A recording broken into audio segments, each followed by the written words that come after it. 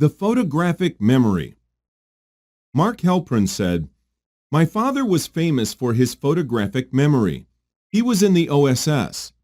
They trained him to be captured on purpose and to read upside down and backwards and commit to memory every document in Germany he saw as he was being interrogated, every schedule on every wall. So that photographic memory somehow made its way to me when I was young." What exactly is a photographic memory? Is it flipping through a book in 30 seconds and memorizing every single word it contained? Is it being a waitress and never needing a notepad because you can memorize every order you hear? Is it actually possible to develop a photographic or eidetic memory, or are you stuck with the lot genetics handed you? According to researchers Paul Verhagen, Ph.D., and John Sorella, Ph.D., and student Chandra Malika Basak, memory is a skill that can be honed just like any other. You can find this in the November issue of APA's Journal of Experimental Psychology, Learning, Memory, and Cognition, Volume 30, Number 6. Through several experiments, they were able to help participants begin to memorize more than 4 items at a time. When it comes to memorization, 4 is the golden number. The human brain is most comfortable with memorizing 4 things at once. Here's how you can mimic their experiment to exercise your mind. Method 1. First, start with one row of 4 single-digit numbers. Second, allow yourself to see these numbers for 2 seconds. Third, write down the numbers you saw. Fourth, one by one, put in additional columns of numbers. Fifth, your brain will begin to memorize whole sets of information instead of one number at a time. And finally, increase the columns until you are able to memorize 5 at a time for 30 total numbers. The key is to break things up into sets. Think about your social security numbers and phone numbers and why there are those dashes in between numbers. That's because it's easier to remember things when they're broken down and memorized as sets instead of separate items. This doesn't just have to be for numbers, but can be for anything. For example, a grocery list.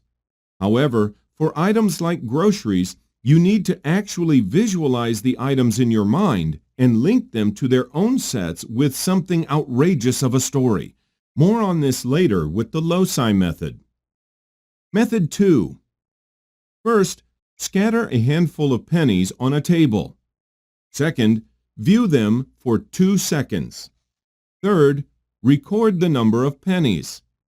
Fourth, repeat, but also add in a few nickels. Next, repeat again using dimes as well. And finally, go once more using, you guessed it, quarters. Instead of aiming to memorize one kind of coin or a single number at a time, your brain should be accessing them all at once. For example, you should be able to keep a running tally of how many pennies you have while simultaneously counting how many dimes there are. This is really the key to having a photographic memory. You must be able to process information from more than one source at a time. For example, different columns or coins. For the record, this is called Rapid Serial Visualization Presentation, or RSVP, and there are actual memory competitions with cash prizes that revolve around it. How's that for motivation to try it out? If monetary rewards aren't your thing, how about this? You're at a party and your friends have just bet that you can't score the numbers from the attractive opposite sex at the bar. Mission accepted. You strike up a conversation and you're both really into it. 20 minutes later, you're handed a tiny slip of neon green paper with the digits written in pencil. There's only one problem. You drop it in your drink on the way back to your table of friends. Scotch doesn't mix well with penciled numbers, and you find yourself short one bet-winning note. Gee, it sure would have been nice if you'd been able to memorize those digits before they took a watery grave in your drink.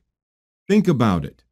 Could you memorize a phone number just by looking at the sheet of paper it was written on for a matter of seconds? If the dating example seems inapplicable or silly, how about using a different type of memory strategy? Try this scenario on for size. Your boss says, "Hey, I was wondering if you could show off this new model house to some prospective buyers. You won't be able to see it before you give them a tour because it's literally being finished the day of, but here are some blueprints." You say, "Okay, so just review these and show them around the house?" And your boss replies, "And make it look like you know the house like the back of your hand, yes. Here's a list of facts that you should say as you go through the house." How would you go about doing this? You've never seen this house before, yet someone has just put you in charge of knowing the entire layout.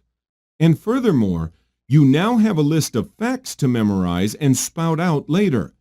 How in the world will you do it? There are actually two simple ways of doing this.